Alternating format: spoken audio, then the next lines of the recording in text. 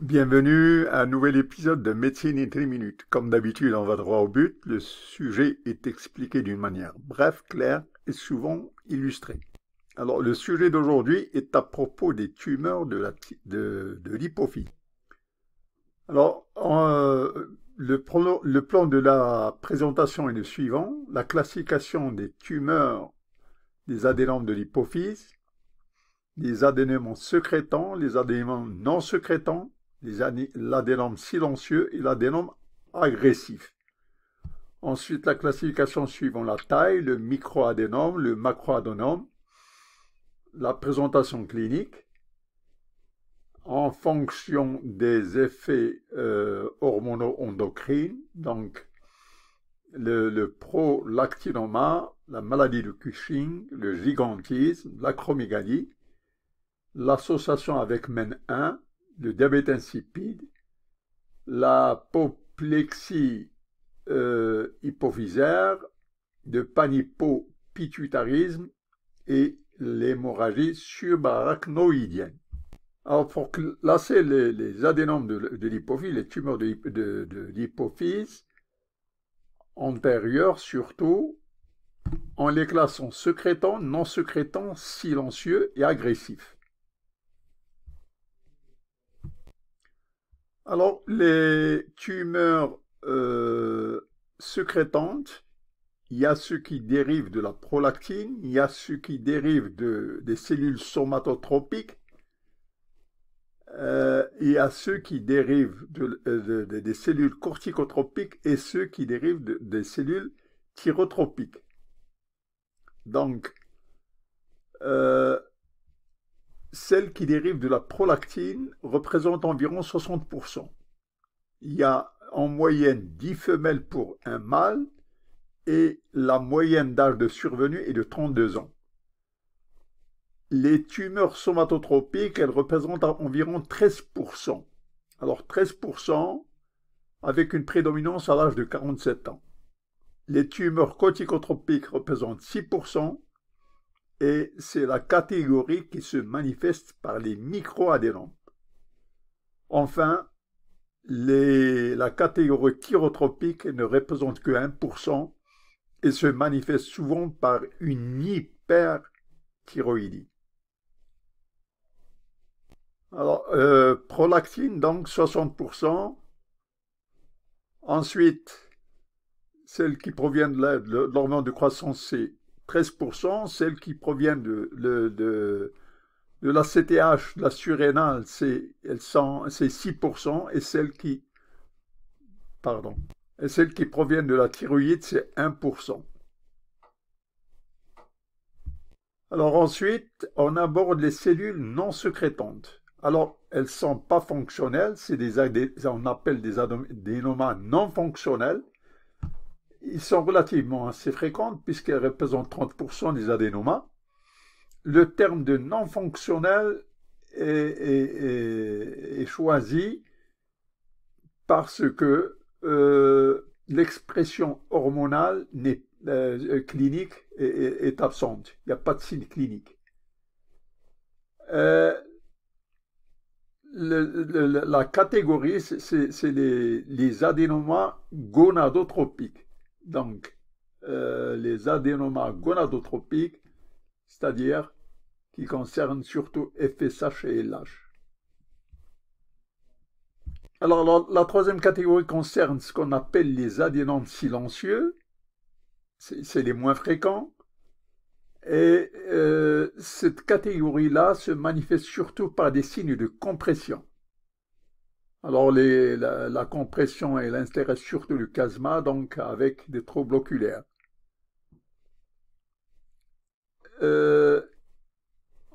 Cette catégorie s'observe dans les troubles d'ACTH, donc l'hypercorticisme. La dernière catégorie, enfin, ce sont des tumeurs agressives ou atypicales. Ce sont des carcinomas. Alors, c'est des métastases qui évoluent depuis longtemps, qui évoluent de 5 à 16 ans. Et elles peuvent se disséminer dans le système nerveux à travers le liquide céphalorachidien, dans le poumon, dans le foie, dans l'os et même dans les ganglions lymphatiques. Alors sur le plan clinique, il faut dire que la fréquence entre mâle et femelle est la même, donc il y a autant de tumeurs chez le que chez la femme. La prédominance survient entre 30 et 40 ans. Sur le plan classification, on dit des microadénomas et des macroadénomas. Et il y a ceux qui sont sécrétants et ceux qui ne sont pas sécrétants. Alors, sur le plan clinique, il y a ce qu'on appelle l'effet de masse, avec une hyperpression à l'intérieur du crâne, parce qu'il y a quand même, c'est tumoral. La compression peut entraîner une hémianopsie bitemporale, par compression du casque aortique, mais il y a aussi une compression des nerfs. La troisième paire, la quatrième paire, le V1, le V2 et la sixième paire. Sans oublier bien sûr l'artère carotide interne à l'intérieur du sinus caverneux. Ici, c'est pour illustrer la compression du chiasma ou la compression du nerf trochléaire et la compression des autres nerfs. Alors sur le plan endocrinien, il peut y avoir une hyperprolactinémie, une hyperproduction d'ACTH avec un Cushing, une hyperproduction de l'hormone de croissance avec acromégalie ou gigantisme, et il peut y avoir un panhypopituitarisme. Alors, hyperprolactinoma, ça veut dire qu'il y a un excès de production de la prolactine. Chez la femme, c'est des aménorrhées et des galactorrhées, et chez l'homme, c'est un hypogonadisme. Pour les deux, il y a une hémianopsie bitemporale. C'est l'adénoma fonctionnel le plus commun. Alors, il y a d'autres étiologies telles que le stress, la stimulation, et il y a des médicaments qui causent l'hyperprolactinoma. L'allopyridol en est un, la réserpine en est un autre, et les bloqueurs H2, ainsi que l'hypothyroïdisme. Alors cette illustration, c'est pour dire que la prolactine, elle intéresse le lobe antérieur, alors que l'ocytocine, elle intéresse le lobe postérieur. Ici, en matière de prolactinoma, c'est le lobe antérieur. Alors ici aussi, c'est pour illustrer que la jonction entre l'hypothalamus et l'hypophyse antérieure, elle est vasculaire, alors que la jonction entre l'hypothalamus et l'hypophyse postérieure, elle est nerveuse. Alors, antérieur prolactinoma, c'est la production de la lactation. L'ocytocine, c'est la sécrétion de la lactation.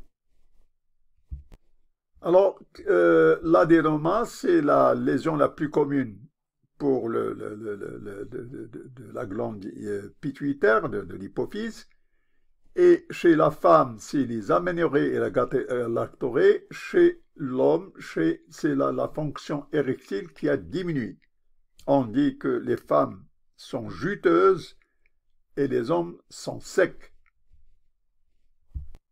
Alors, sur le plan du bilan, il faut envisager s'il n'y a pas de médicaments. Il faut éliminer l'hypothyroïdie. Il faut aussi exclure la grossesse. Et pour établir le diagnostic, il faut déterminer le niveau de prolactine et faire une résonance magnétique. Alors sur le plan traitement, on utilise les antagonistes de la dopamine, qui sont la bromocriptine et la cabergoline. On utilise la chirurgie endonasale et les radiations, c'est le dernier recours.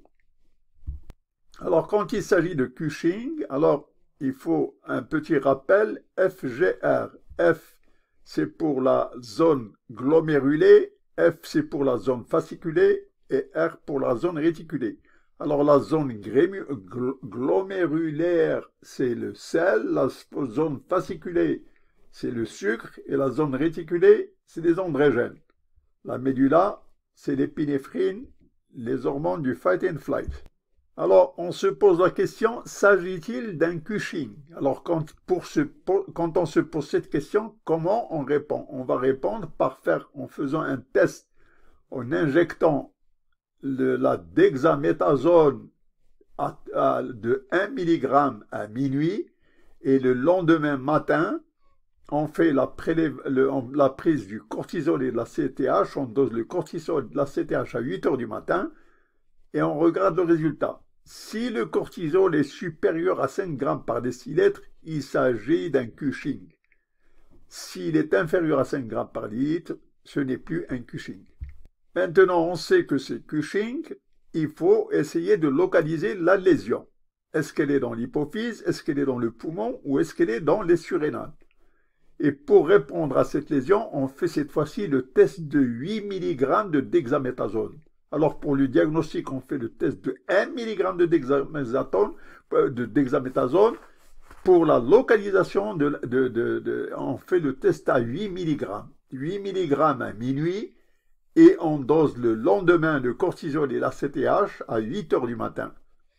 Si la CTH et le cortisol, si la CTH est élevée et le cortisol est bas, c'est l'hypophyse.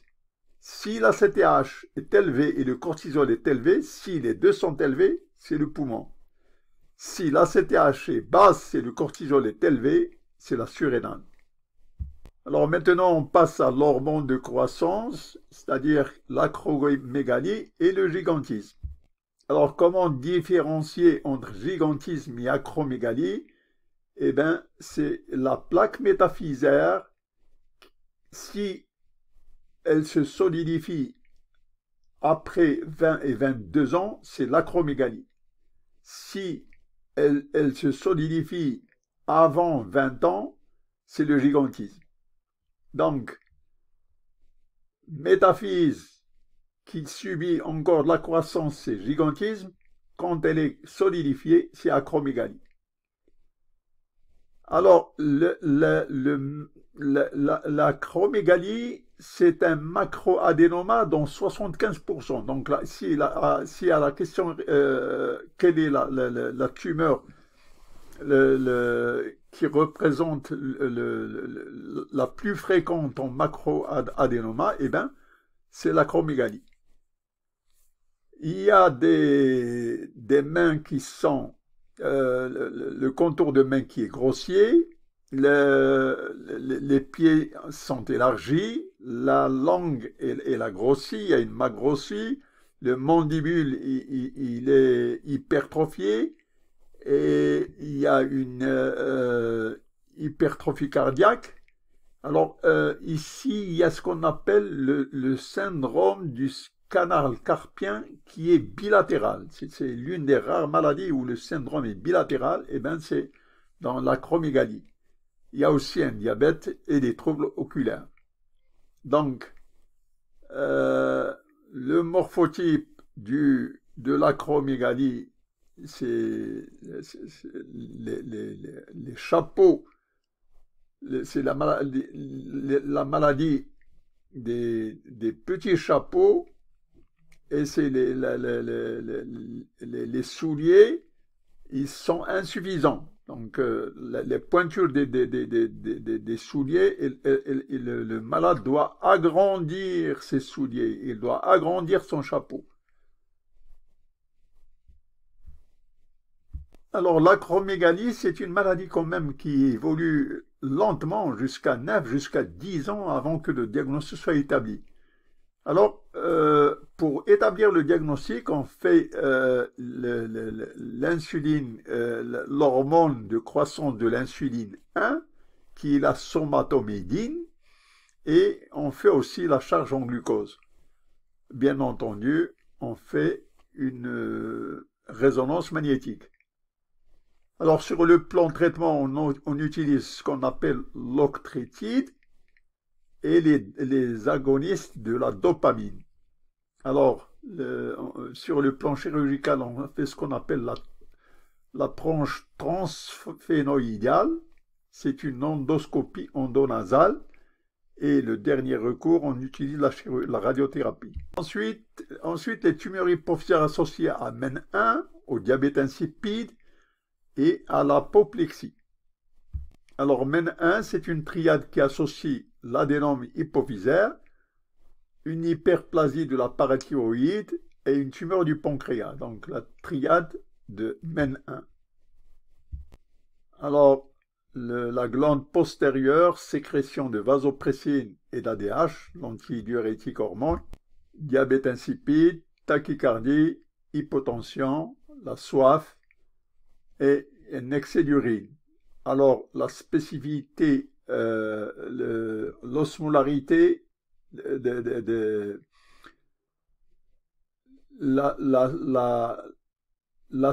l'osmolarité, elle est basse au niveau des urines et elle est élevée au niveau du sang.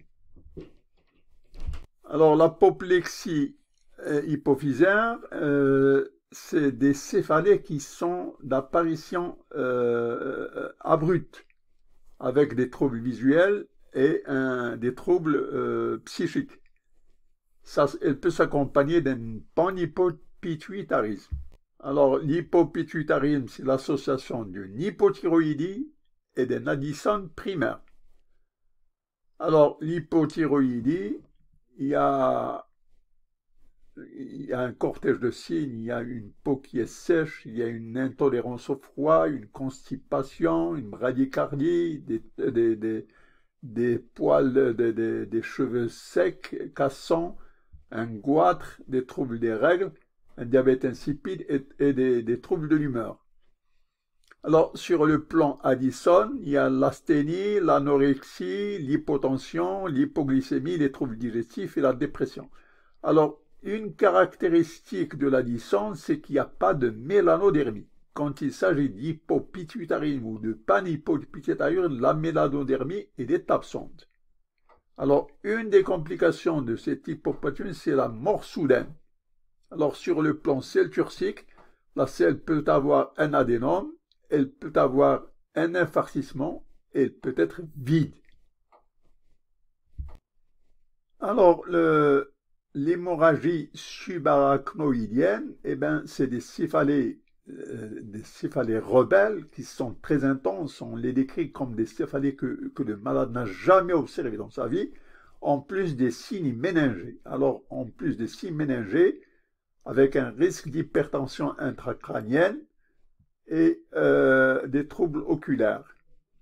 Ça peut se compliquer par des convulsions. Alors, pour la prise de la pression, sur le plan radiologique, il y a ce qu'on appelle le signe de Texaco. Alors, c'est une image qu'on voit à la radiologie. Alors, sur le plan de traitement, on utilise la nimodépine pour réduire le vasospasme. Alors, sur le plan diagnostic différentiel, donc dans l'adénome de l'hypophyse, dans l'adénome hypophysaire, l'extension s'effectue à travers le diaphragme de la selle turcique. Pour le crâniopharyngium, l'extension elle est supracellaire, elle s'étend jusqu'au troisième ventricule.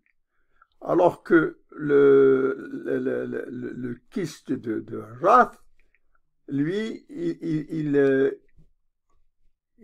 c'est un petit volume. C'est un petit volume qui a une extension qui est très faible. Alors, crâniopharyngium, c'est une tumeur qui croît lentement, avec prédominance dans les deux extrêmes d'âge, chez l'enfant et chez le vieillard. Si la tumeur est grande, elle entraîne des problèmes de vision, avec une diminution du volume des urines et une soif. Alors, une des caractéristiques du crâniopharyngium, c'est la récidive. Qui blâmer après la récidive? Est-ce que c'est le chirurgien ou c'est la maladie? On ne sait pas. Merci d'avoir assisté à cet épisode de Médecine en 3 minutes. Voulez-vous appliquez le bouton like, d'adhérer à la chaîne si vous ne l'êtes pas. Vos suggestions sont toujours bienvenues. Merci.